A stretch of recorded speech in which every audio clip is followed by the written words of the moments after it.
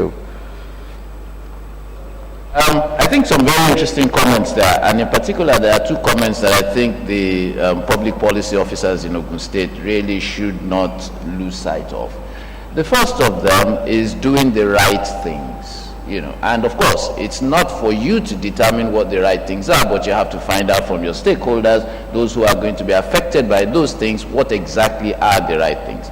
But there's a particular point that I think is worthy of emphasis, which is that point about the availability of a value chain close to his own business. So in other words, if Ogun State is going to go after all manner of investors, it may be helpful to be very selective in finding those that can service the companies that already stand.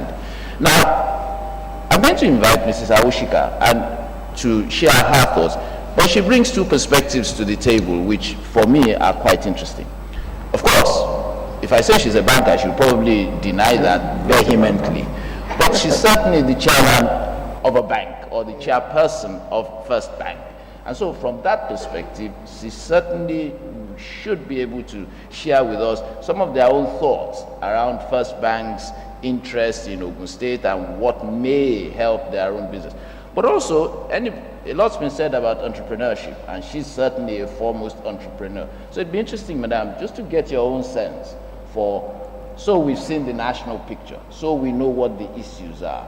But in order for us to take advantage of the now whilst being ready for the future, what's your own sense of what may need to be done, both nationally, but certainly in terms of Ogun State?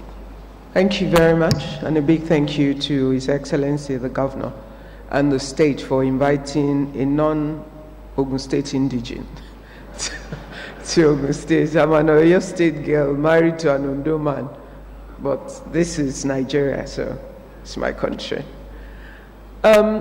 Just taking a leap from where every one of the speakers, what they've said, and looking at it as an entrepreneur and from First Bank perspective, one thing that is clear is Ogun State has definite advantages that cannot be contested.